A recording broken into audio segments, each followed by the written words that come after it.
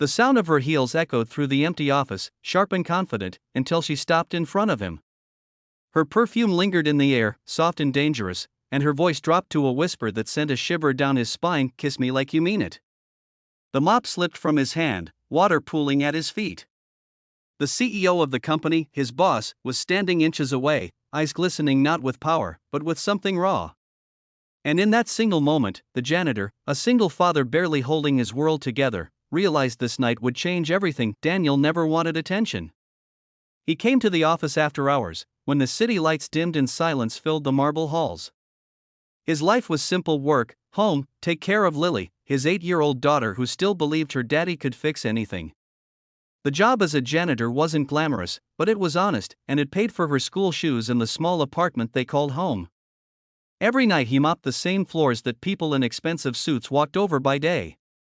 He never imagined one of those people would ever look at him twice, especially not her, Evelyn Hart, CEO of Heart Dynamics. To the world, she was everything Daniel wasn't: rich, powerful, untouchable. Her name was on the building he cleaned. Her face graced magazine covers. Yet that night, she stood in her office long after everyone had left, her usually perfect posture bent slightly, her eyes distant, almost tired. Daniel had walked in quietly, bucket in hand, but she noticed him first. "You work late," she said, breaking the silence. He gave a polite nod. "So do you." She smiled faintly at that, a small, genuine curve of her lips that didn't fit the cold woman he'd seen in meetings. He started mopping near her desk, careful not to disturb her, but then she asked, "Do you ever get tired of pretending everything's fine?" The question froze him. He looked up slowly, unsure if she was talking to him or herself. Evelyn was staring out the window at the glowing skyline, her reflection faint in the glass. Something in her voice cracked when she added, "People think success means happiness. But sometimes it's just emptiness in a nicer office." Daniel didn't know what to say. He wasn't used to people like her opening up, especially to people like him. Still, something in his chest ached for her. "I think everyone's pretending," he finally said. "Some just have better suits while they do it." That made her laugh, a real laugh this time, soft and unguarded. For the first time, she looked at him not as an employee, but as a man. And that's where something shifted. The next nights followed the same rhythm. Evelyn stayed late more often.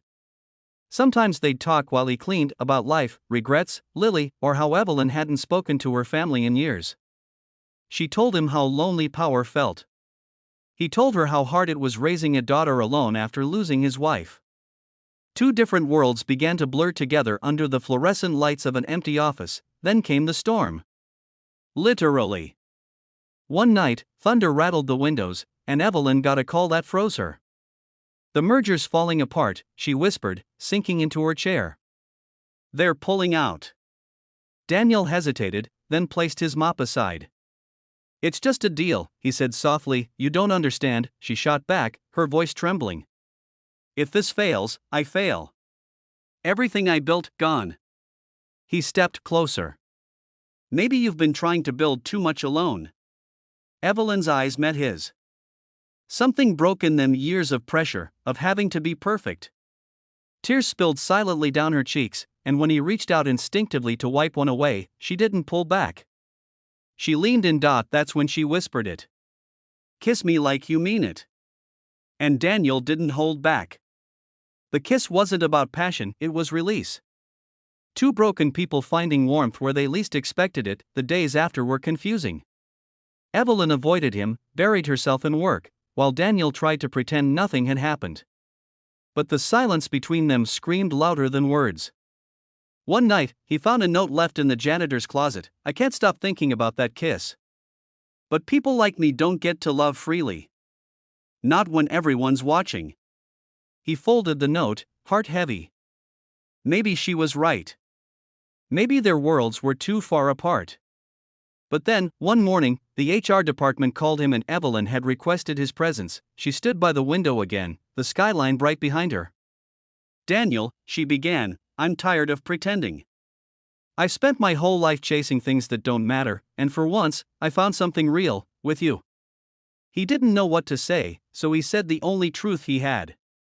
"I can't give you what your world expects." I'm just a man trying to raise his daughter right. She smiled, walking closer. Then that's exactly what I need, a man who's real. Months passed, and rumors spread. The press caught wind of the CEO's mystery man, but she didn't care. She held Daniel's hand at a charity event one evening, ignoring the flashing cameras. It was the same hand that once held a mop, steady, honest, warm. Lily ran up to them that night, her little dress twirling, and Evelyn knelt to hug her. Your dad's pretty amazing, you know that? Lily giggled. I told him you liked him first. Evelyn laughed through tears, looking at Daniel. Smart girl. And that was when Daniel realized life doesn't always give you what you expect.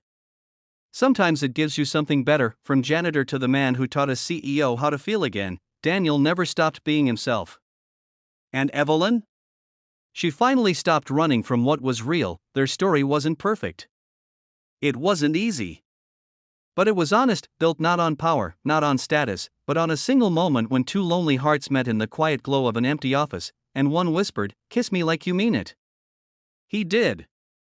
And that kiss changed everything.